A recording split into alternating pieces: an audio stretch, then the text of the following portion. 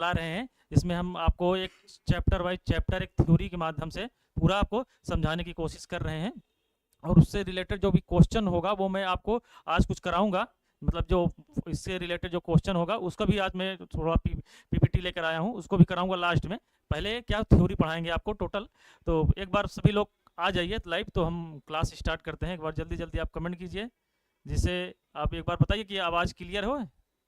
सूरज साहू जी, सूरज Sahu, good evening सूरज साहू जी। एक बार जल्दी जल्दी सभी लोग लाइव आ जाइए ना, जिससे कि क्लासेस स्टार्ट करने में आसानी हो, जिससे आपको आपका कोई भी टॉपिक आप पे छूटे ना। तो एक बार जल्दी से लाइव आ जाइए सभी लोग, जल्दी जल्दी एक बार कमेंट भी कर दीजिए कि आवाज़ और वीडियो जो है विजुअल है आपके पास सब कुछ, तो एक बार कमेंट करिए, जल्दी से बताइए। तो हम अपना टॉपिक जो है, जो आज है अपना टॉपिक है बल, उसको हम स्टार्ट करते हैं। ठीक ठीक है, तो एक बार जल्दी कमेंट कीजिए। अनामिका यादव जी, गुड आफ्टरनून आपको भी। ओनली सक्सेस जी, विजुअल है, चलिए ठीक है, विजुअल है सभी लोग को। सूरज साहू जी, गुड इवनिंग, बहुत सही, बहुत शानदार। चलिए ठीक है, हम स्टार्ट करते हैं सीधा। अपना फोर्स है,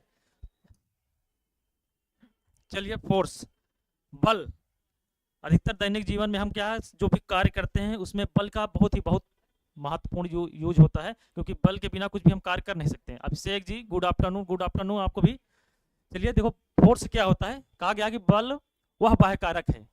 बल क्या है, बल हमारा क्या है, वह बाह्य कारक है। बल क्या है, बल क्या है हमारा, वह बाह्य कारक है। ठीक है, बल हमारा क्या है, बल क्या है, बल वह बाह्य कारक है।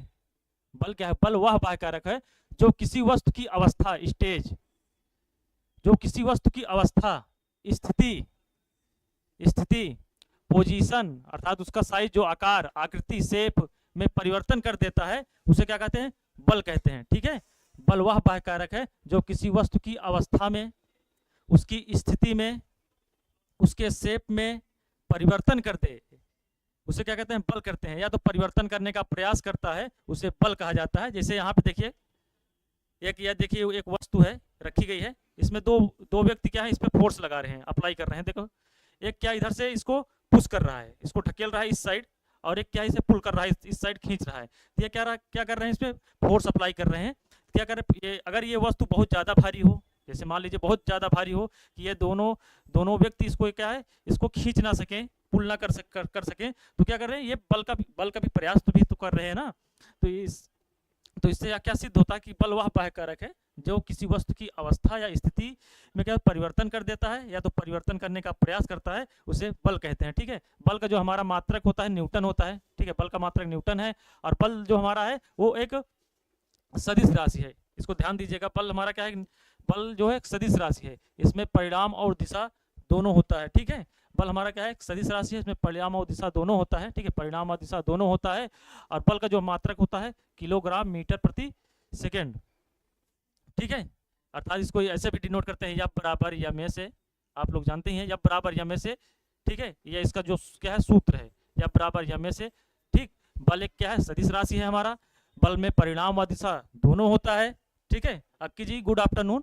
देखिए, बल में क्या परिणाम और दिशा दोनों होता है, और इसका जो मात्रक होता है न्यूटन होता है। ठीक है, अच्छा ये बताइए, बल का मात्रक सीजीएस पद्धति में क्या होता है, ये बताइए। ये तो एमकेएस पद्धति में है ना, सीजीएस पद्धति में एक बार कमेंट करके आप बताइए कि बल का मात्रक सीजीएस पद्धति में क्या होता है। एक बार कमेंट कीजिए आप लोग, बल का मात्रक सीजीएस पद्धति में क्या होता है, एक बार कमेंट कीजिए जल्दी से। बल का मात्रक सीजीएस पद्धति में, एमकेएस पद्धति में हमारा ये न्यूटन हो गया, और एमकेएस पद्धति में ये हमारा ये भी हो गया किलोग्राम मीटर प्रति सेकेंड। ठीक, और बल का एक मात्रक और होता है सीजीएस पद्धति में, जिसको डाइन बोला जाता है। ठीक है, बल का मात्रक क्या होता है, डाइन, सीजीएस पद्धति में। सीजीएस पद्धति में क्या होता है, डाइन होता है। सीजीएस पद्धति में बल का जो मात्रक होता है हमारा डाइन होता है। ठीक है, चलिए आगे बढ़ते हैं। चलिए, बल के विभिन्न रूप, बल के क्या है विभिन्न रूप और उनके उदाहरण। बल के क्या है विभिन्न रूप हैं, बल को हम किस प्रकार से अप्लाई करते हैं। ठीक है, बल को किस प्रकार से अप्लाई किया जाता है, उसके का विभिन्न रूप हैं। ठीक है, बल के विभिन्न रूप क्या है, बल को पुश करके, बल का जो अप्लाई हमारा है उसको पुश करके,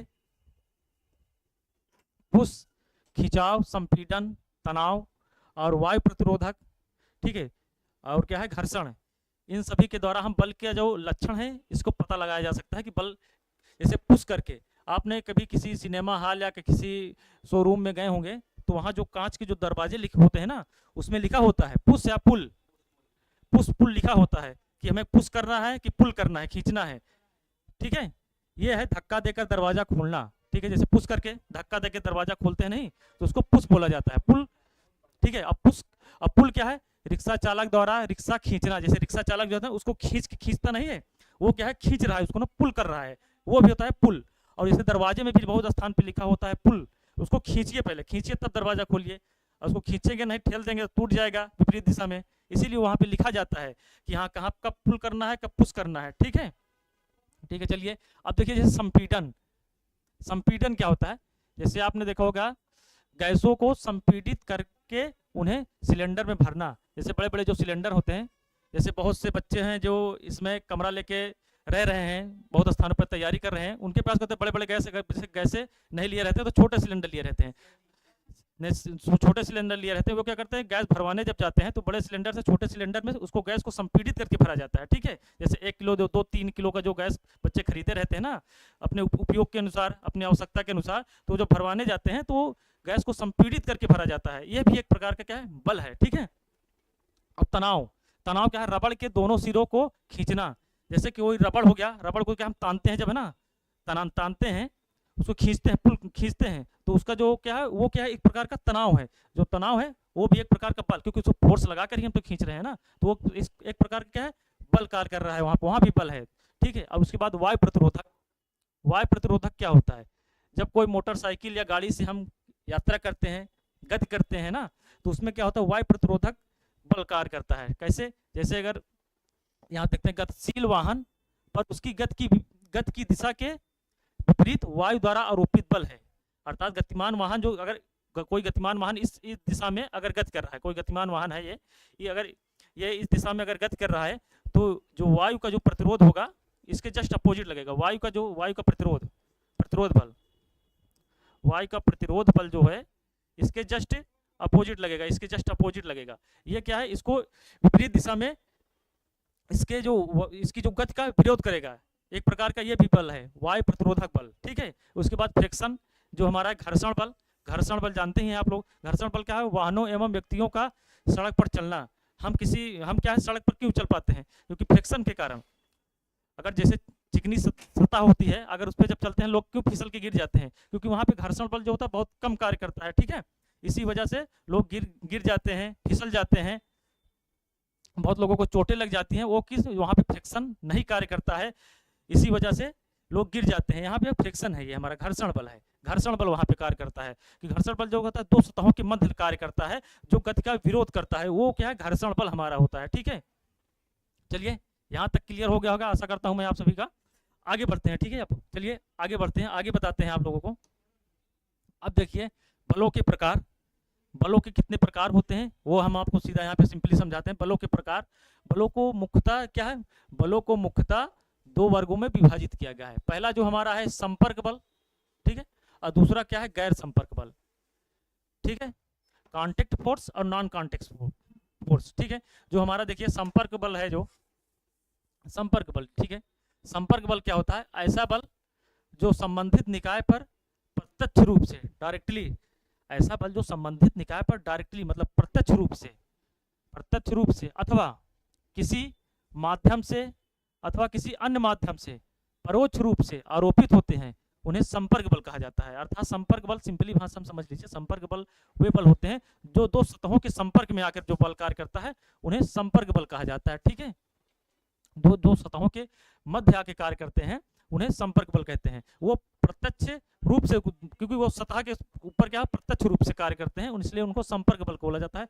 हमारे जो संपर्क बल है ये कुछ प्रकार हैं। देखिए पहला क्या है, अप्लाइड फोर्स, ठीक है, normal force, friction force, tension force, spring force.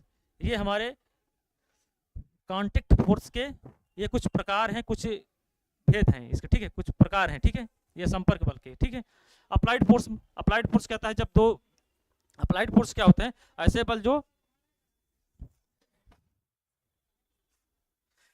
Applied force जब कोई 2 व्यक्ति एक दूसरे पे जो बल आरोपित करते हैं, अप्लाइड फोर्स, उसको आरोपित बल का। लंबवत बल क्या होता है? लंबवत बल जैसे कोई वस्तु मान लीजिए, जैसे ये एक वस्तु है किसी मेज पर रखी गई है, चलिए मान लीजिए इसी मेज पर ये एक वस्तु रखी गई है, ठीक है, जैसे एक मेज है इसके ऊपर ये वस्तु मान लीजिए रखी गई है, ठीक है, ये मेज पर वह वस्तु रखी गई है, तो इस पर क्या है, अगर मान लीजिए लंबवत बल क्या मान लीजिए इस पर रखी गई, तो इस पर क्या है, एक लंबवत बल कार्य कर रहा है इस मेज पर, ठीक है, ये हमारा क्या है, लंबवत बल है, ठीक है। इस वस्तु का जो भार है mg, देखिए ये इस पर एक कार्य करता रहता है, उसे क्या है बोलते हैं, लंबवत बल बोलते हैं। अब घर्षण बल जो है, फ्रिक्शन फोर्स जानते हैं आप, दो सतहों के मध्य जो कार्य करता है, ठीक है, जो उसकी गति का विरोध करता है, उसको घर्षण बल बोला जाता है। तनाव बल मैंने आपको बताया, तनाव बल क्या होता है, जब दो वस्तुएं क्या होती हैं, दो किसी स्प्रिंग जैसे होता है, जैसे स्प्रिंग बल हो गया। जैसे तनाव बल क्या होता है, जब रबड़ को क्या खींचते हैं उसके मध्य क्या लगता है, तनाव बल लगता है, ठीक है।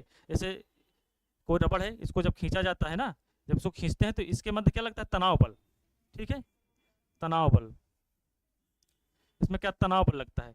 अगर इसको थोड़ा ढीला कर देते हैं तो तनाव बल कम हो जाता है, जैसे ढीला कर दें थोड़ा ऐसे सिकुड़ जाता है नहीं, तो वो तनाव बल कम हो जाता है, ठीक है। ये हमारा जब दो रबड़ को दो व्यक्ति यहाँ पे खींचते हैं ना, तो उसमें क्या है, तनाव बल लगता है। इसी प्रकार से स्प्रिंग बल, स्प्रिंग बल हमारा क्या होता है, स्प्रिंग बल का यूज बहुत प्रकार से किया जाता है, मोटरसाइकिलों में स्प्रिंग का यूज किया जाता है, क्या उसमें स्प्रिंग को क्या बोलते हैं, बल को शोषित करने के लिए इसका प्रयोग किया जाता है। जैसे स्प्रिंग हमारी हो गई, ये देखिए स्प्रिंग है, इस पर कोई वस्तु का लटका दी जाए, मान लीजिए यम द्रव्यमान की कोई वस्तु है, इसको इस पर लटका दिया गया, तो क्या है, ये थोड़ा डाउन की तरफ हो, ये मूव करेगी, इसमें क्या है, एक प्रकार का बल ही कार्य कर रहा है, ठीक है, ठीक है। इसमें क्या है, इसमें क्या स्प्रिंग बल कार्य करेगा, ठीक है, स्प्रिंग बल, स्प्रिंग बल, ठीक। यहाँ तक आप लोगों को क्लियर है ना? चलिए आगे चलते हैं। जी ऋचा जी गुड आफ्टरनून आपको भी। चलिए आगे चलते हैं। देखिए अप्लाइड फोर्स, अप्लाइड फोर्स क्या होता है, देखिए किसी व्यक्ति अथवा वस्तु द्वारा किसी व्यक्ति अथवा वस्तु द्वारा, किसी व्यक्ति द्वारा या किसी वस्तु द्वारा अन्य व्यक्ति अथवा वस्तु पर आरोपित किया गया बल जो है, आरोपित किया गया, जब किसी वस्तु या व्यक्ति द्वारा किसी अन्य व्यक्ति या वस्तु पर आरोपित किया गया जो बल होता है, उसे क्या बोलते हैं, अप्लाइड फोर्स कहा जाता है, ठीक है। जैसे किसी व्यक्ति द्वारा मेज को धक्का देकर उसका किसी अन्य स्थान पर परिवर्तन करना, आरोपित बल क्या है। जैसे कोई व्यक्ति क्या है, किसी मेज पर रखी हुई वस्तु को, किसी मेज पर, जैसे किसी मेज पर रखी हुई कोई वस्तु है, उसको क्या है, धक्का देकर किसी अन्य स्थान पर ले जाना है, क्या वो अप्लाइड फोर्स कहलाता है, ठीक है। और लंबवत बल क्या है, किसी स्थिर वस्तु द्वारा, लंबवत बल का है, कोई स्थिर वस्तु है द्वारा अपने संपर्क में स्थित वस्तु पर लंबवत लगाया गया सहायक बल, सपोर्ट फोर्स क्या आता है, उस वस्तु को स्थिरता प्रदान करता है, लंबवत बल कहलाता है। जैसे मेज पर रखी हुई पुस्तक, कोई मेज पर, किसी मेज पर मान लीजिए एक मेज है, इस पर रखी हुई कोई पुस्तक है, पुस्तक पर क्या है, पुस्तक मेज की सतह पर पुस्तक के भार को सहारा, इसका जो फोर्स है, इसका जो भार है, इस पे इसका सहारा दे रहा है, और इस पे क्या है, इस पे क्या कौन सा बल लग रहा है, mg लग रहा है, गुरुत्वीय त्वरण जो नीचे की तरफ लगता है, mg फोर्स लगता है, वो नीचे की तरफ लगता है, ये हमारा है लंबवत बल, ये लंबवत लगता है इसके जस्ट, ठीक है, ये इसके जस्ट लंबवत लगता है, ठीक है। चलिए आगे बढ़ते हैं, यहाँ तक आपको लोगों को क्लियर है। My dream ji good afternoon आप सभी को भी, Akki ji good afternoon, Riza ji good afternoon. आगे बढ़ते हैं। चलिए घर्षण बल क्या कहते हैं। अब देखिए घर्षण बल क्या होता है, घर्षण बल क्या होता है, किसी सतह पर, किसी सतह द्वारा आरोपित वह बल जो उस सतह पर गतिमान वस्तु अथवा व्यक्ति की गति का विरोध करता है, घर्षण बल कहलाता है, ठीक है। घर्षण बल क्या होता है, किसी गतिमान वस्तु का, कोई गतिमान वस्तु है, उसकी सतह किसी गतिमान वस्तु पर आरोपित बल जो उस गतिमान वस्तु का क्या गति का जो विरोध करता है, उसको कहते हैं घर्षण बल कहा जाता है, ठीक है, घर्षण बल कहते हैं। उदाहरण जैसे गतिमान कार पर सड़क द्वारा लगाया गया बल, कोई गतिमान कार है, उस पर क्या है घर्षण बल किस प्रकार से कार्य करता है, कोई गतिमान कार है ना, तो उसके सड़क क्या करता है, सड़क एक प्रकार का फ्रिक्शन का कार्य करता है, उसकी गति का क्या विरोध करता है, ठीक है। इसीलिए क्या है, जो हमारे जो गतिमान कार या गाड़ियां होती हैं, उनके टायर क्यों चढ़ जाते हैं, ये घर्षण की ही वजह से चढ़ जाते हैं ना, घिस जाते हैं उनके टायर, ठीक है। चलिए यहाँ तक आप लोगों को क्लियर है ना, तो आगे बढ़ते हैं। अब देखिए तनाव बल मैंने अभी बताया आपको, तार, रस्सी, केबल, धागा आदि के दोनों विपरीत सिरों को खींचने पर उसमें लगने वाला बल तनाव बल कहलाता है। ठीक है, तार, रस्सी, केबल आदि को जब हम विपरीत दिशा में उसको खींचते हैं तो उसके बीच जो लगने वाला जो बल होता है वो हमारा क्या होता है, तनाव बल कहलाता है। ठीक है, चलिए इसको तो बताए ही थे। गैर संपर्क बल, non contact force. Non contact force क्या होता है, ऐसे बल जो एक पिंड के द्वारा, ऐसे बल जो एक पिंड के द्वारा किसी अन्य पिंड के प्रत्यक्ष संपर्क में आए बिना, मतलब उसके संपर्क में बिना आए, मतलब कोई वस्तु है, ऐसे बल हैं जो एक पिंड के दूसरे पिंड के संपर्क में आए बिना ही, उसके संपर्क में बिना आए हैं उस पर आरोपित किए गए जाते, मतलब उसको आरोपित किए गए जाते हैं, उन्हें गैर संपर्क बल कहा जाता है। जैसे हमारा गुरुत्वाकर्षण बल, क्योंकि सभी जो ग्रह जो सूर्य के चारों तरफ चक्कर लगाते रहते हैं, क्या है, वो एक दूसरे के संपर्क में आते नहीं हैं, लेकिन उनके बीच क्या है, एक प्रकार का बल कार्य करता रहता है ना, तो वो गैर संपर्क बल है। ठीक है, उसको गुरुत्वाकर्षण बल कहते हैं, क्योंकि उसके संपर्क में एक जो ग्रह होते हैं वो सूर्य के संपर्क में नहीं आते हैं, एक दूसरे के एक निश्चित कक्षाओं में क्या करते हैं, गति करते रहते हैं, लेकिन वो एक दूसरे के संपर्क में आते नहीं हैं, और जो उसके बीच जो बल कार्य करता है हमारा वह गैर संपर्क बल होता है, उसी को ही हम गुरुत्वाकर्षण बल भी कहते हैं।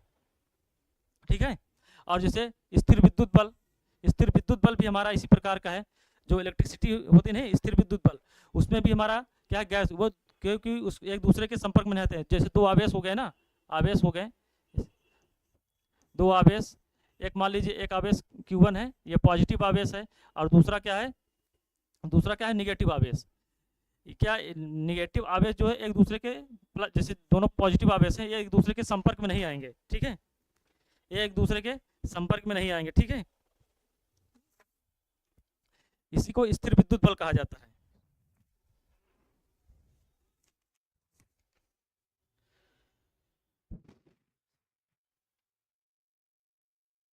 ठीक है, यहाँ तक क्लियर है आप लोगों को। और चुंबकीय बल क्या होता है, चुंबकीय बल भी क्या होता है, एक प्रकार का गैर संपर्क बल है, क्योंकि जो विपरीत दिशाएं होती है चुंबक की, जो दोनों विपरीत दिशाएं होती हैं एक दूसरे के संपर्क में नहीं आती हैं। आपने चुंबक को देखा होगा कि जो उसकी दोनों विपरीत दिशाएं होती हैं, उसकी जो दोनों विपरीत दिशाएं होती हैं वो एक दूसरे के संपर्क में नहीं आती। अगर मान लीजिए एक चुंबक का एक सिरा पॉजिटिव है, मान लीजिए एक सिरा क्या है पॉजिटिव, एक सिरा जैसे पॉजिटिव है चुंबक का और दूसरा सिरा निगेटिव है, तो वो क्या है, दोनों एक दूसरे के संपर्क में आ जाएंगे, लेकिन अगर दोनों एक दूसरे के विपरीत दिशा में है तो वो संपर्क में नहीं आते, एक दूसरे से दूर भागने की कोशिश करते हैं।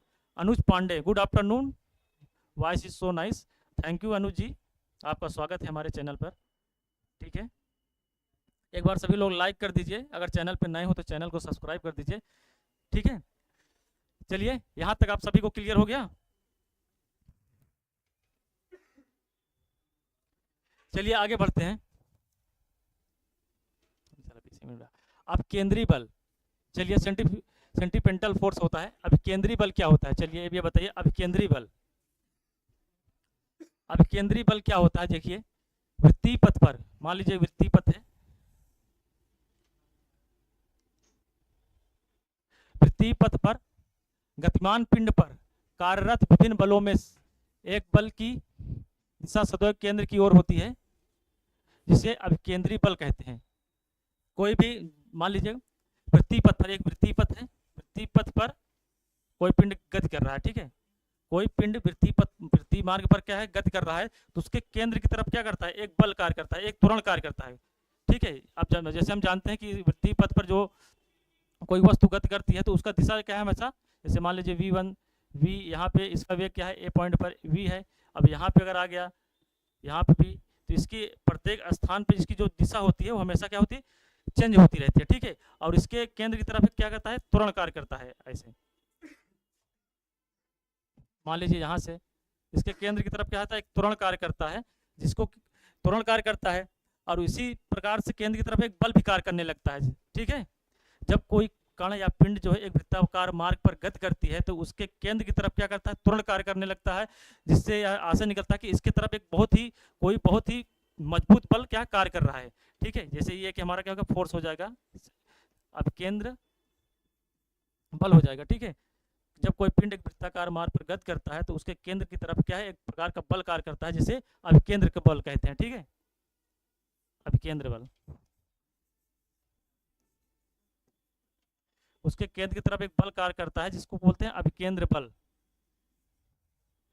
जब कोई कण एक वृत्ताकार मार्ग पर गति करता है तो उसके केंद्र की तरफ क्या करता है, एक बल कार्य करता है जिसको हम क्या बोलते हैं, अभिकेंद्र बल बोलते हैं। ठीक है, अब अभिकेंद्र बल F बराबर होता है यम ए, जैसे ना जानते हैं F बराबर यम ए, तो F बराबर M B square upon R, इसका जो अभिकेंद्र बल का हमारा क्या है सूत्र है, F बराबर M B square upon R, F बराबर M B square upon R, ये अभिकेंद्र बल का हमारा क्या है सूत्र है। ठीक है, इसका मात्रक भी क्या होता है, न्यूटन ही होता है, क्योंकि बल का मात्रक जो होता है इसका अभिकेंद्र बल का भी मात्रक वही होगा। ठीक है, यहाँ तक आप लोगों को क्लियर है? चलिए, यहाँ तक क्लियर है सभी को ना? एक बार कमेंट करके बताइए क्लियर है। और इसी के जस्ट अपोजिट हमारा क्या होता है, अभिकेंद्र, जैसे अभिकेंद्र बल होता है उसी प्रकार से क्या होता है, अभिकेंद्र बल होता है। ठीक है, और अभिकेंद्र बल का जो उपयोग है ग्रहों की जो गति होती है ना, वो अभिकेंद्र बल पर ही निर्भर करती है। जैसे और क्या हो, जो न्यूट्रॉन हमारे होते हैं जो कक्षा के बाहर गति करते हैं, वो अभिकेंद्र बल पर ही कार्य करते हैं, क्योंकि उनके केंद्र की तरफ एक बल फोर्स कार्य करता है ना, वो अपनी कक्षाओं को छोड़ के जा नहीं सकते हैं। इसी के कारण, अभिकेंद्र बल के ही कारण क्या हुए, अपनी कक्षाओं को छोड़ के जा नहीं सकते, अगर वो छोड़ के चले जाए तो पलायन कर जाएंगे। ठीक है, अभिकेंद्र बल उसके बीच कार्य करता रहता है, जिसके कारण वो कहते हैं अपनी कक्षाओं को छोड़ के नहीं जा सकते। जैसे इलेक्ट्रॉन हो गया, इलेक्ट्रॉन चाहे कक्षाओं के चारों तरफ गति करते रहते हैं ना, वो क्या हो अपनी कक्षाओं को छोड़ के जा नहीं सकते, क्योंकि उनके केंद्र अर्थात नाभिक की तरफ एक बल कार्य करता है, जिसको हम क्या है, यही अभिकेंद्र बल है हमारा। ठीक है, इसके आगे चलते हैं, आपको बताते हैं इसी का जस्ट अपोजिट क्या है, अपकेंद्री बल। अपकेंद्री बल, इसका अपकेंद्री बल क्या है, जस्ट इसका जस्ट अपोजिट है। अभिकेंद्र बल क्या है, केंद्र की तरफ कार्य करता है। अभिकेंद्र बल क्या हमारा क्या है, इसके केंद्र की तरफ इसका फोर्स कार्य करता है। और अपकेंद्र बल जो होता है जस्ट इसका अपोजिट होता है, ये केंद्र के बाहर कार्य करता है, ये केंद्र के बाहर, ये केंद्र के क्या हो, केंद्र के बाहर कार्य करता है, केंद्र के बाहर। जो कपड़ा धोने की जो मशीन नहीं होती है वो अभिकेंद्री बल पर कार्य करती है। ठीक है, जैसे क्या हो गया, जैसे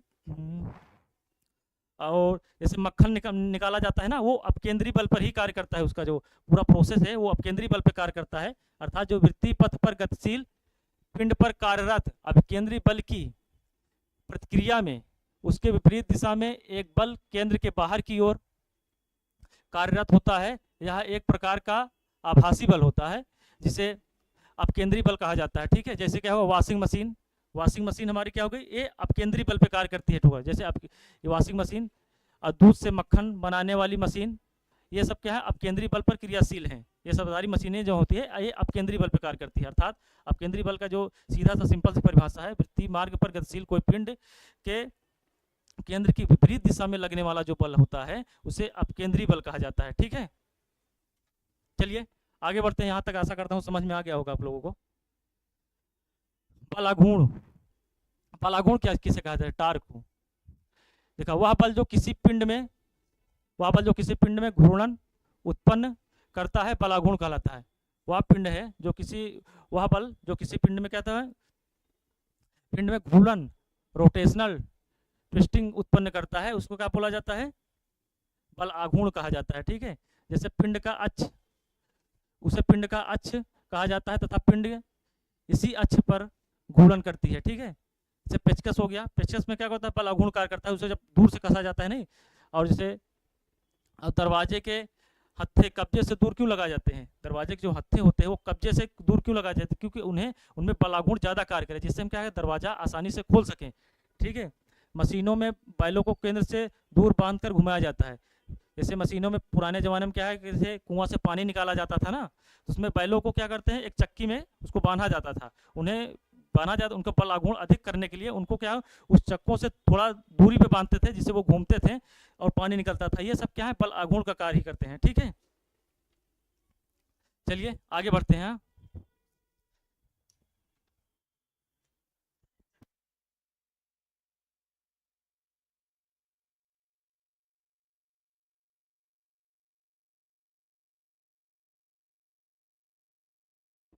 चलिए यहाँ तक क्लियर हो गया ना। अब इसी प्रकार से जड़त्व आघूर्ण क्या होता है, जड़त्व आघूर्ण, मोमेंटम ऑफ इनर्शिया, इसको क्या बोलते हैं। देखिए, जड़त्व आघूर्ण वह भौतिक राशि है जो किसी अक्ष के चारों ओर किसी पिंड की घूर्णन गति में परिवर्तन का विरोध करता है। यहाँ पे देखिए, जड़त्व आघूर्ण क्या है, क्या होता है, जब जड़ता गुण वह भौतिक राशि हो जो किसी अक्ष के चारों ओर किसी पिंड की घूर्णन गति, जो कोई पिंड जो घूर्णन गति करता रहता है ना, उसके जो गति का जो विरोध करता है उसे ही जड़त आघूर्ण कहा जाता है। ठीक है,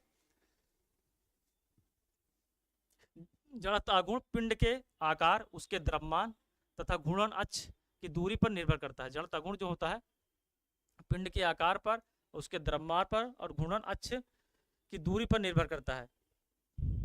अर्थात किसी अक्ष के पिता घूर्णनशील पिंड कणों का निकाय जड़त आघूर्ण, अगर मान लीजिए आई है, जड़त आघूर्ण क्या आई है उस पिंड, अर्थात कुल उसका जो द्रव्यमान है मान लीजिए यम है और उसको डिस्टेंस आर है, तो जड़त आघूर्ण जो होता है आई बराबर, जड़त आघूर्ण आई बराबर सिग्मा एम आर वर्ग,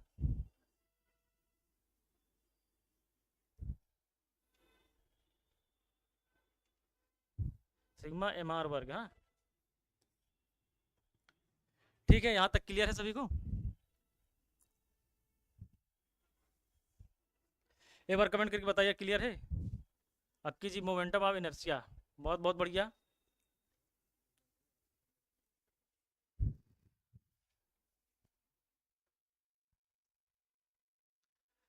घर्षण बल फ्रिक्शन, अभी आपको हमने बताया था फ्रिक्शन पूरा ना एकदम डिटेल में। जब कोई वस्तु किसी सतह से, यहाँ पे देखिए घर्षण बल लगा रहा है, ये क्या है, एक व्यक्ति है जो किसी मेज कोई वस्तु है, इसको क्या है ये फोर्स लगा के खींच रहा है। ठीक है, खींच रहा है और उसके जस्ट विपरीत दिशा में क्या कार्य कर रहा है, एक देखिए फ्रिक्शन बल कर रहा है जो इसकी गति का क्या करता है, विरोध करता है। ये पुशिंग फोर्स है, देखिए ये पुश कर रहा है इसको इसको इस दिशा में ढकलने का मतलब प्रयास कर रहा है, और ये इसकी ये इस दिशा में गति कर रही है, मोशन कर रही है, और इसके जस्ट विपरीत दिशा में फ्रिक्शन लग रहा है जो इसके गति का क्या कर रहा है, विरोध कर रहा है। ठीक है, इसके गति का विरोध कर रहा है।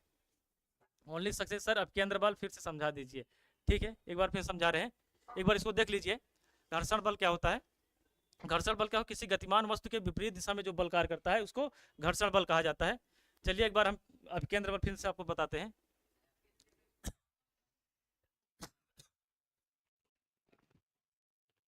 देखिए अब केंद्र बल क्या होता है, जैसे मान लीजिए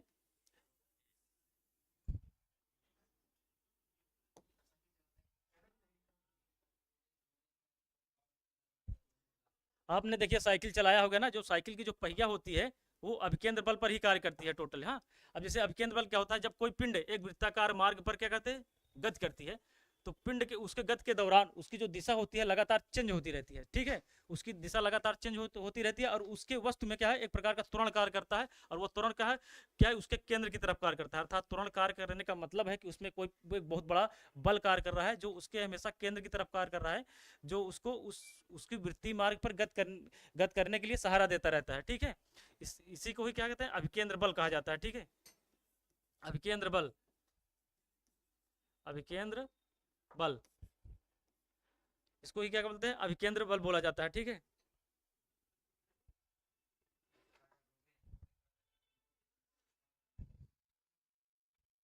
अभिकेंद्र बल जैसे क्या बोलते हैं, जैसे हम सड़क पर चलते रहते हैं ना, जब गाड़ियों को क्या है केंद्र की तरफ, अब जब दो पहिया अगर हम चलाते रहते हैं तो उसको मोड़ पे क्या है केंद्र की तरफ क्यों झुक जाते हैं, ये अभिकेंद्र बल, जिससे कि हमें पर्याप्त अभिकेंद्र बल मिल सके, जिससे हम क्या आसानी से किसी भी गाड़ी को मोड़ सके और हमारा बैलेंस बराबर हो सके, यही क्या है अभिकेंद्र बल। और उसी मोड़ पे क्या है, मोड़ के एक और उसी के जैसे कोई मोड़ है, जैसे मान लीजिए ये मोड़ है, इसके केंद्र तक क्या है अभिकेंद्र बल लग गया, इसी के जस्ट विपरीत दिशा में क्या है अभिकेंद्र बल लगता है। दोनों का जब बैलेंस बराबर होता है जिसके कारण क्या है व्यक्ति गिरता नहीं है। ठीक है, इसी को जो केंद्र की तरफ लगा उसको अभिकेंद्र बल बोला गया, जो केंद्र की बाहर की तरफ लगा उसको क्या बोला अपकेंद्र बल कहते हैं। ठीक है, चलिए आगे बढ़ते हैं, आशा करता हूँ समझ में आ गया होगा आप लोग, एक बार कमेंट के बताइए ओनली सक्सेस जी सर समझ में आ गया।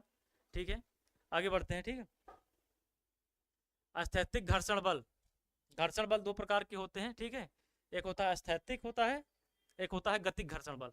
अस्थैतिक घर्षण बल क्या होता है, जो किसी वस्तु के स्थिर अवस्था में जो बल कार्य करता रहता है, जब कोई वस्तु मान लीजिए स्थिर है उस पर जो बल कार्य करता है वो अस्थैतिक घर्षण बल कार्य करता है, अस्थैतिक घर्षण बल है। ठीक है, किसी वस्तु के स्थिर अवस्था में जो बल कार्य करता है उसको हम क्या बोलते हैं, अस्थैतिक घर्षण बल बोलते हैं। किसी सतह पर स्थिर अवस्था में रखी हुई वस्तु और उस सतह के मध्य लगने वाले घर्षण बल अस्थैतिक घर्षण बल कहा जाता है।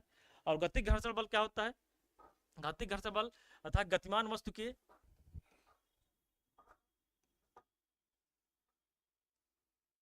गतिक घर्षण बल क्या होता है, गतिमान वस्तु के विपरीत, गतिमान वस्तु के विपरीत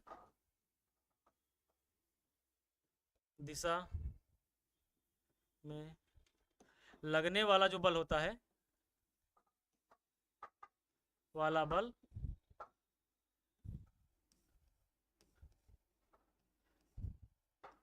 गतिक घर्षण बल कहलाता है। ठीक है, गतिक घर्षण बल कहलाता है, गतिक घर्षण बल कहलाता है। स्थैतिक बल घर्षण बल क्या होता है, किसी जो कोई वस्तु जो स्थिर अवस्था में है तो उसमें मध्य जो लगने वाला जो बल होता है उसको स्थैतिक घर्षण बल कहते हैं, और किसी गतिमान वस्तु के विपरीत दिशा में जो लगने वाला बल होता है उसको गतिक घर्षण बल कहते हैं। जैसे चलती हुई जो कार होती है उसके टायरों के मध्य क्या है, गतिक घर्षण बल कार्य करता है, उसको जो जस्ट विपरीत दिशा में लगता है। ठीक है, चलिए आगे बढ़ते हैं। अब बस हमारा थ्योरी वहीं तक था, इसके आगे हम आपको एमसीक्यू करा रहे हैं, क्वेश्चन कुछ करवा रहे हैं, थोड़ा उसका आप कमेंट कर दीजिएगा जल्दी जल्दी। चलिए यहाँ पे इसका जो पहला क्वेश्चन है देख लीजिए आप। जब एक वस्तु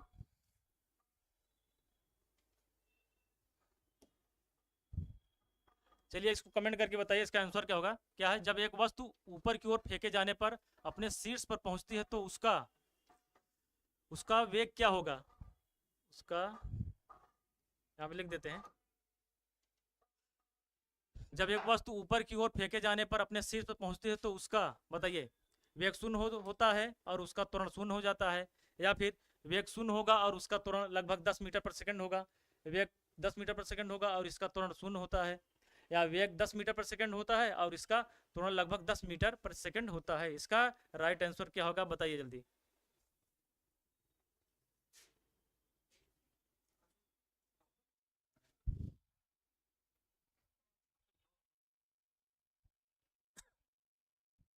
इसका जो राइट आंसर होगा वेग शून्य हो, जब किसी वस्तु को हम जो क्या है ऊपर की तरफ फेंकते हैं। ओनली सक्सेस जीबी ओजी वाले कमेंट करिए आप लोग, इसका आंसर क्या होगा बताइए। देखिए जब किसी वस्तु को हम जब ऊपर की तरफ फेंकते हैं ना, मान लीजिए कि ये गेंद है, इसको जब हम ऊपर की तरफ फेंकते हैं तो मैक्सिमम में जब हाइट पे चला जाता है उसका वेग क्या है वहाँ पे शून्य हो जाएगा, और उसका गुरुत्वीय त्वरण क्या हो लगभग 10 मीटर पर सेकंड हो जाएगा। इसका जो राइट आंसर हो जाएगा हमारा बी होगा। ठीक है, इसका राइट आंसर क्या होगा, बी होगा। ठीक है, अक्की जी बी, ओनली सक्सेस जी बी, बहुत शानदार। चलिए आगे बढ़ते हैं। अब इसका बताइए, फ्रेम के संदर्भ में जो समय का फंक्शन है एक वस्तु की स्थिति में परिवर्तन की दर क्या है, उसे क्या कहा जाता है बताइए। पहला है यांत्रिकी, दूसरा है वेक्टर, तीसरा है वेग, अब परिणाम। एक बार आप क्वेश्चन ठीक से ध्यान से पढ़ेंगे तो आपको आंसर भी पता चल जाएगा कि इसका राइट आंसर क्या होगा।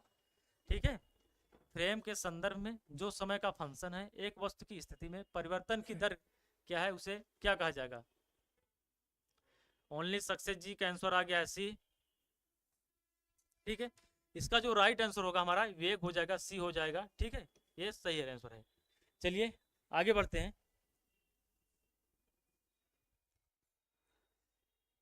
यहाँ की गति के बारे में निम्नलिखित कथनों में से कौन सा सत्य है बताइए। चलिए, एक ग्रह की कक्षा 2 केंद्र बिंदु में से एक में सूर्य के साथ अंडाकार है, एक ग्रह की कक्षा केंद्र में सूर्य के साथ गोलाकार है, एक ग्रह की कक्षा 2 केंद्र बिंदु में से एक में किसी अन्य के साथ अंडाकार है, या फिर एक ग्रह की कक्षा केंद्र में किसी अन्य ग्रह के साथ गोलाकार है। इसका राइट आंसर क्या होगा,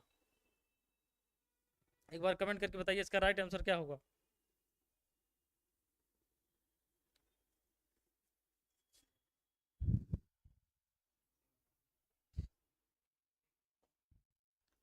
एक ग्रह की कक्षा 2 केंद्र बिंदु में से एक में सूर्य के साथ अंडाकार है।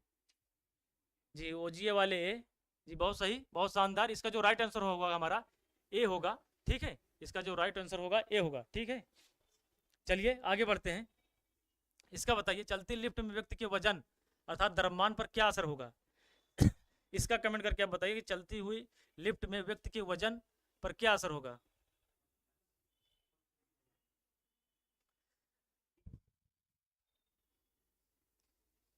इसका आंसर बताइए, बढ़ जाएगा, घट जाएगा, भार नहीं बदलेगा, बढ़ या घट जाएगा। इसका राइट आंसर बताइए आप लोग। एक चीज में ध्यान दीजिएगा आप लोग, इसमें इसमें वेग निर्धारित नहीं किया गया कि जो लिफ्ट है ऊपर जा रही है या नीचे जा रही है, केवल एक समान वेग से ही वो चल रही है। देखिए चलती लिफ्ट में लिफ्ट चल रही है बस के लिए, या ऊपर जा रही है नीचे रही है, ये दर्शाया नहीं गया है। तो इसमें आप कमेंट करके थोड़ा सोच से बताइएगा कि क्या होगा।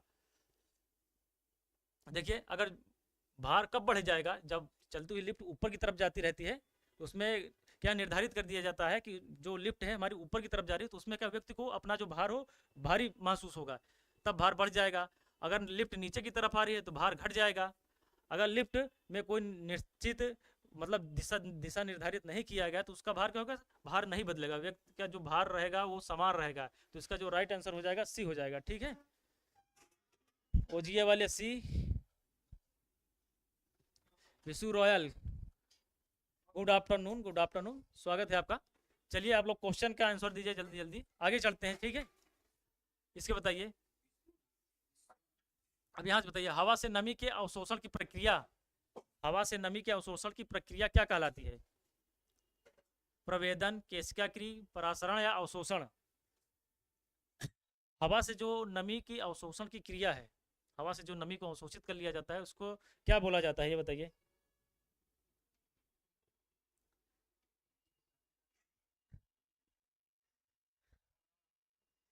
कमेंट करके आप बताइए इसका आंसर, राइट आंसर क्या होगा, एक बार कमेंट कीजिए। ओजीए वाले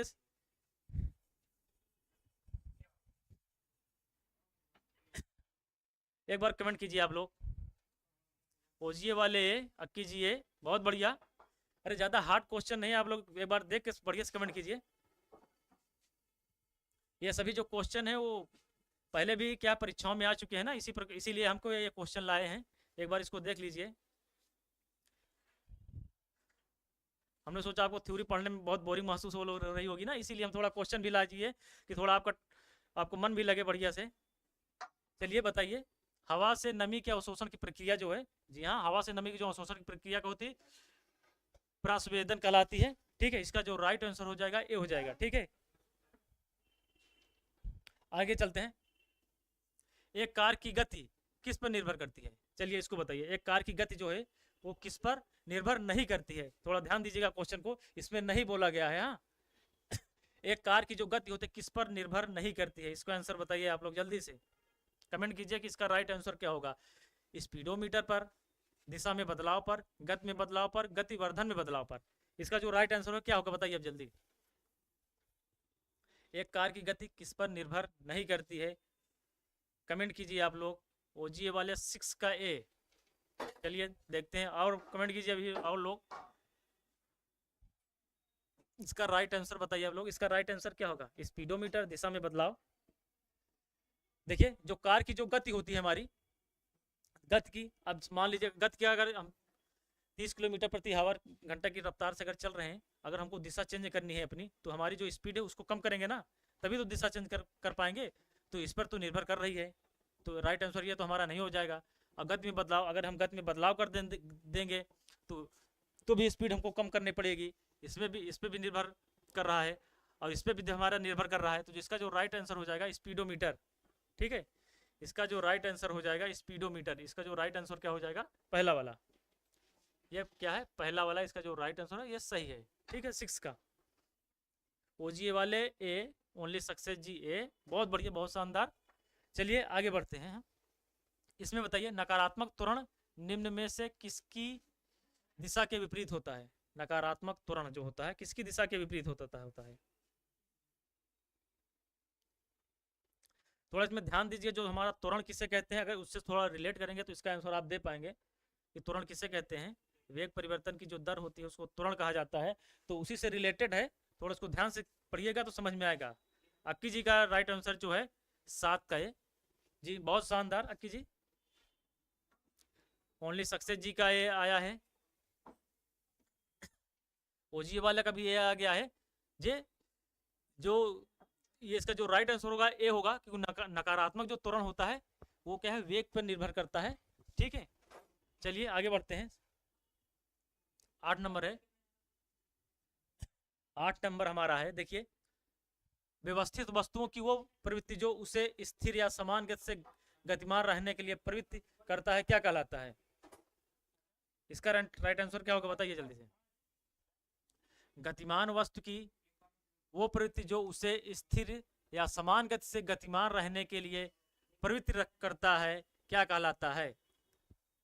हमारा जो बल होता है, किसी वस्तु पर लगाया गया बल, बल के द्रव्यमान और गुण जो उसके त्वरण के गुणनफल को हम बल कहते हैं। ऊर्जा जो कार्य करने क्षमता को ऊर्जा कहते हैं। संवेग का द्रव्यमान और वेग के गुणनफल को हम संवेग कहते हैं। ठीक है, इसका जो राइट आंसर हो जाएगा हमारा जड़त्व हो जाएगा। ठीक है, जड़त्व वह बाह्य कारक होता है जो किसी वस्तु की स्थिति में परिवर्तन का विरोध करता है, अर्थात जो यदि कोई वस्तु विरामावस्था में विराम में रहेगी, गति में है तो गति में रहेगी, जब तक कि वो इस पर कोई बाह्य बल ना लगाया जाए। तो इसका जो राइट आंसर हो जाएगा हमारा ए हो जाएगा। ठीक है, यहां तक क्लियर है ना? अब आगे बढ़ते हैं। ठीक है, चलिए, गति का पहला समीकरण किसके बीच संबंध दर्शाता है? ये बताइए, गति का जो पहला समीकरण है वो किसके बीच संबंध दर्शाता है? गति के जो 3 समीकरण होते हैं, पहला जो समीकरण v बराबर u plus A T, v बराबर u प्लस ए टी। अब इसी का आपको पूछा गया है कि जो गति के जो हमारा पहला समीकरण है, इसके बीच किसके बीच का संबंध दर्शाता है? ये बताइए। पहला है स्थिति और समय, वेग और समय, स्थिति और वेग, वेग और त्वरण। इसका राइट आंसर क्या होगा? ये बताइए आप लोग, इसका राइट आंसर क्या होगा? देखिए इसमें क्या कौन क्या क्या क्या है, इसमें देखिए वेग है और ये क्या है? समय है। तो इसमें क्या क्या क्या दर्शा रहा है? वेग, और ये जो है हमारा वेग और समय को दर्शाता है। इसका जो राइट आंसर हो जाएगा वी हो जाएगा। ठीक है, अब गति के 3 समीकरण होते हैं। एक दूसरा होता है यस बराबर UT plus half A T square, UT plus half A T square. और तीसरा समीकरण जो होता है वी स्क्वायर बराबर यू स्क्वायर प्लस 2as। ठीक है, गति के 3 समीकरण हैं। चलिए आगे बढ़ते हैं। गति के दूसरे समीकरण द्वारा किसके बीच संबंध को दर्शाया जाता है? इसको आप कमेंट कीजिए। गति का जो दूसरा समीकरण है किसके बीच संबंध को दर्शाता है? इसमें जो इसका जो राइट आंसर क्या होगा बताइए? वेग और समय, स्थान और समय, और तीसरा है स्थान और वेग, वेग और त्वरण। किसके बीच का संबंध ये दर्शाता है? एक बार आप कमेंट करके बताइए। जो गति का जो दूसरा समीकरण है किसके बीच के संबंध को दर्शाता है? गति का जो दूसरा समीकरण यस बराबर यूटी, यस डिस्टेंस लिख सकते हैं, इसको डी से भी डिनोट किया जाता है। इसमें क्या होगा हो जाएगा? ये स्थान और समय को दर्शाता है। ठीक है, गति का जो दूसरा समीकरण है स्थान और समय के बीच दर्शाता है। अक्की जी का ए आया है, बहुत बढ़िया, बहुत शानदार। चलिए अगले क्वेश्चन पे चलते हैं हम लोग। अब 11वें नंबर का जो क्वेश्चन है ये देख लीजिए एक बार आप। 11वें नंबर का जो क्वेश्चन है, किसके अनुरूप वस्तु की गतिज ऊर्जा की वृद्धि होती है? किसके अनुरूप वस्तु की गतिज ऊर्जा की वृद्धि होती है? ये बताइए आप लोग। पहला है घर्षण, समय, दाब, गति। इसमें पूछा गया है गतिज ऊर्जा गतिज ऊर्जा का जो सूत्र के बराबर हाफ एम बी स्क्वायर होता है, काइनेटिक एनर्जी है, के बराबर हाफ एम बी स्क्वायर। ठीक है, हाफ एम बी स्क्वायर। गतिज ऊर्जा की जो वृद्धि हो किस पर निर्भर करती है ये बताना है आपको। ये बताइए आप। इसमें देखिए क्या है, स्पीड, स्पीड देखिए वी दिया है, अर्थात इसका जो राइट आंसर हो जाएगा गति हो जाएगा। स्पीड पर डिपेंड करता है।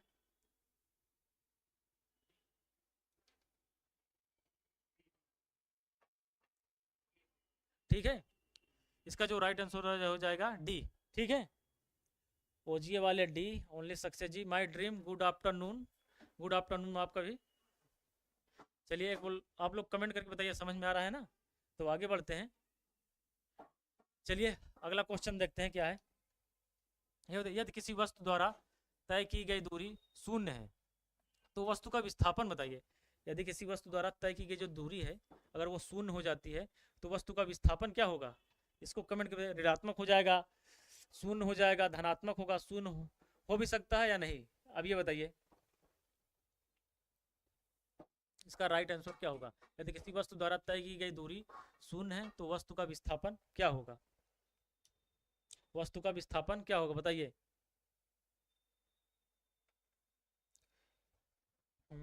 ओजीए वाले का पिछला कमेंट कीजिए आप लोग, इसका राइट आंसर क्या हो जाएगा?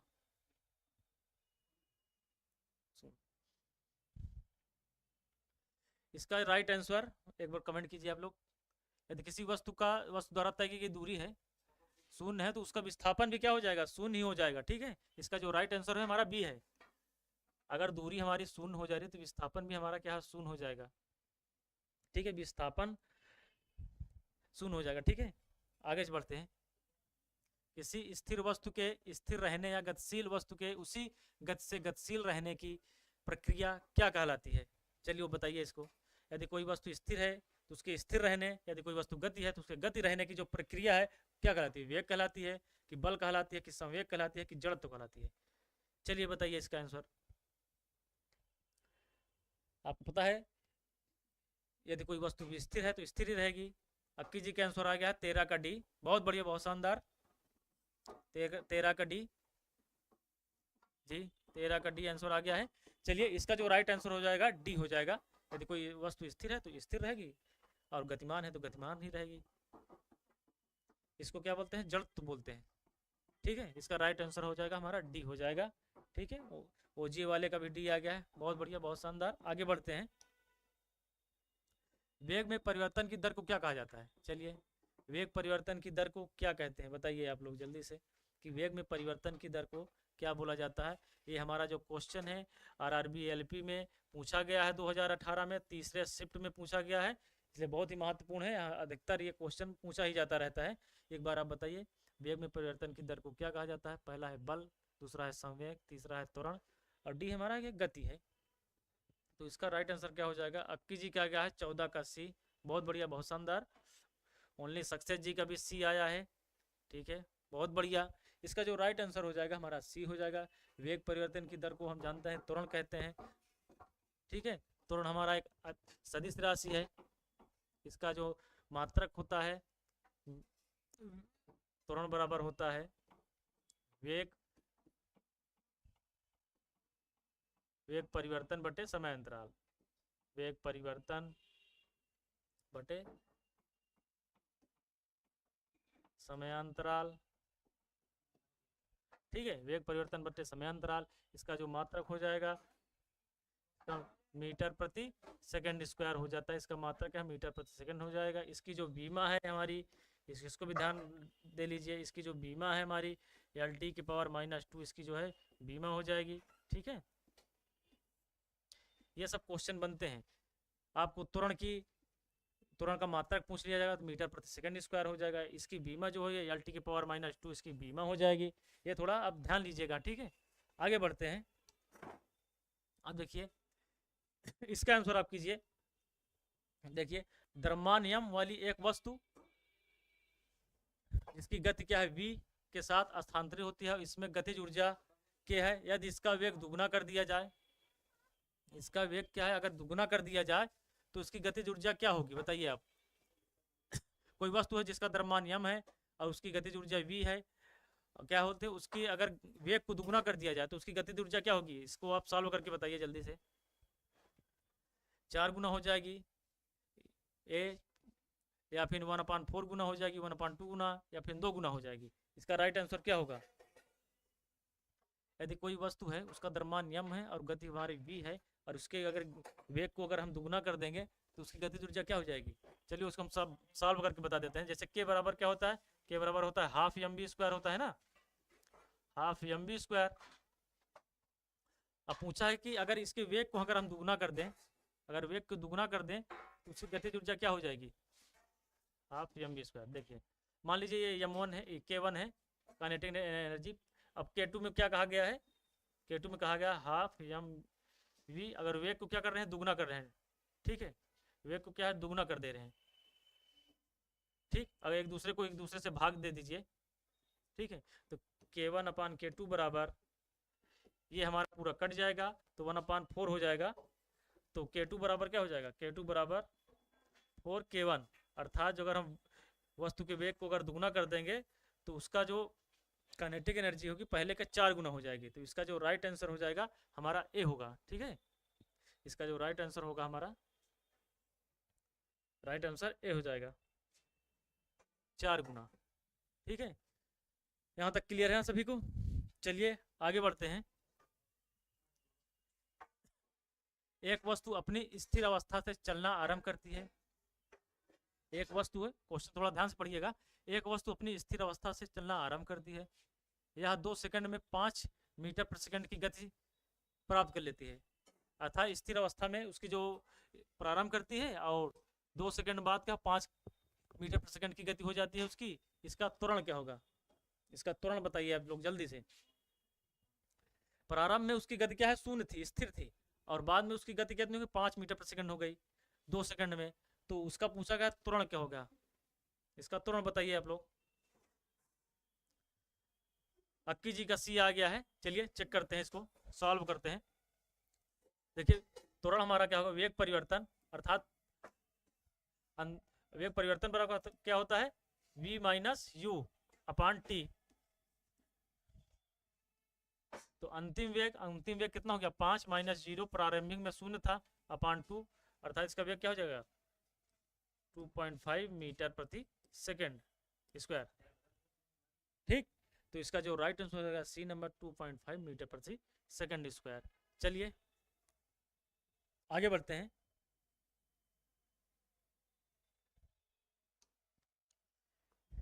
एक 10 किलोग्राम की वस्तु 5 मीटर प्रति सेकंड से गति कर रही है, तो इसकी जो गतिज ऊर्जा क्या होगी ये बताइए आप लोग। एक वस्तु है जिसका द्रव्यमान दिया है, यम दिया गया है, यम का मान दिया गया है 10 kg, यम का मान क्या है 10 kg दिया गया है, और क्या बोल रहा है, उसका वेग दिया गया है v बराबर दिया गया है 5 मीटर प्रति सेकंड। तो उसकी काइनेटिक एनर्जी पूछा गया आपसे, सिंपल सा। तो काइनेटिक एनर्जी हमारा जानते हैं हम, kinetic half M V square होता है। तो सारी वैल्यू यहाँ पे पुट कर दीजिए आप, सिंपल सा। हाफ यम का मान दिया है 10, अब 50, इसका 50 25 हो जाएगा, तो 5 10, 25 50 में 125 जूल हो जाएगा। तो हमारा जो राइट आंसर हो जाएगा वो डी नंबर हो जाएगा, इसका राइट आंसर डी नंबर हो जाएगा। अक्की जी का 17 का डी, 17, बहुत बहुत बढ़िया। ठीक है, यहाँ तक समझ में आ गया। तो चलिए आज क्वेश्चन बस यहीं तक रखते हैं। आशा करता हूँ आप लोगों को हमारी क्लास पसंद आई होगी। एक बार कमेंट करके बता दीजिए क्लास कैसी लगी, और इसी तरह की वीडियो को आपको देखने के लिए आप हमारे चैनल पर हमेशा बने रहिए। हमारी जो सभी ग्रुप डी की क्लासें हैं जो यथावत चल रही हैं और चलती रहेंगी हमेशा। तो ठीक है, अपनी क्लास आज यहीं करते हैं। जय हिंद, जय भारत।